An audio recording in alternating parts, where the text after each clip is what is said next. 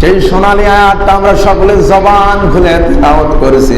আউযু বিল্লাহি মিনাশ শাইতানির রাজিম, বিসমিল্লাহির রহমানির রহিম। ইয়া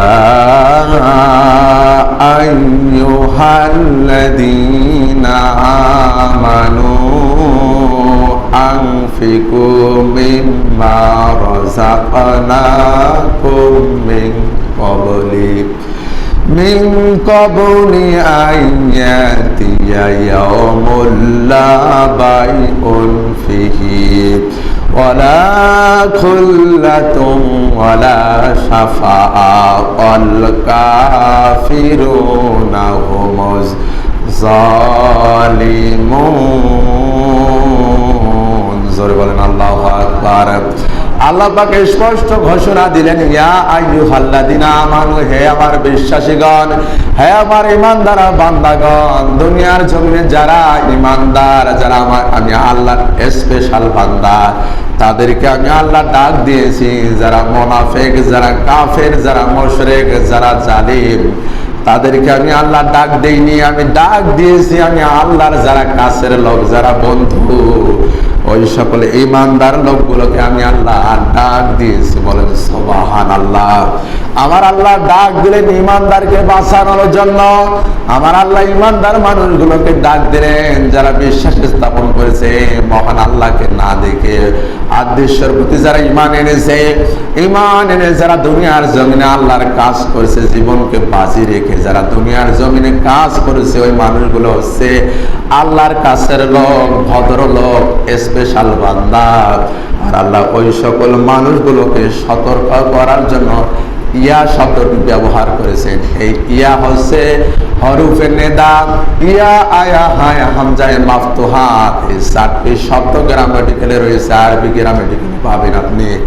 এই চারটি শব্দ আহ্বান করার ক্ষেত্রে, ডাকার ক্ষেত্রে ব্যবহার হয়।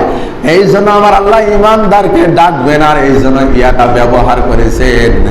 ইয়া আইয়ুহাল্লাযীনা আমানু, জোরে বলেন আল্লাহু আকবার।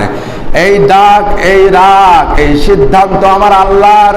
আমার আল্লাহ পছন্দের মানুষগুলো ডাক দিয়ে বললেন আনফিকু মিম্মা রাযাকনাকুম। এই আনফিকু শব্দটি আমার আল্লাহ আমরের সিগা দিলেন, আদেশ করলেন, অর্ডার করলেন।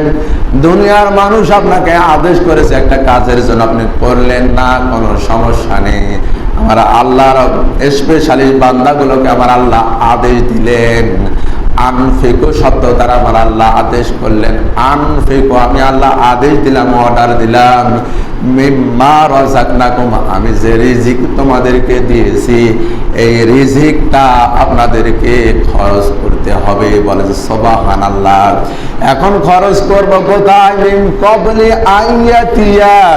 আল্লাহ পাক বললেন যে তোমরা খরচ যে করবে ওই দিন আসার পূর্বে, সেই দিন আসার পূর্বে, যেই দিন ইয়াউমুল লা বাইউন ফিহি ওয়ালা খুল্লাতুন ওয়ালা শাফাআত, যেই দিন কোন ক্রয় বিক্রয় চলবে না, যেই দিন কোন বন্ধুত্ব থাকবে না, যেই দিন কোন সুপারিশও চলবে না, এই তিনটা জিনিস যেদিন থাকবে না, সেই দিন খরচ আপনার আল্লাহ নেবে না।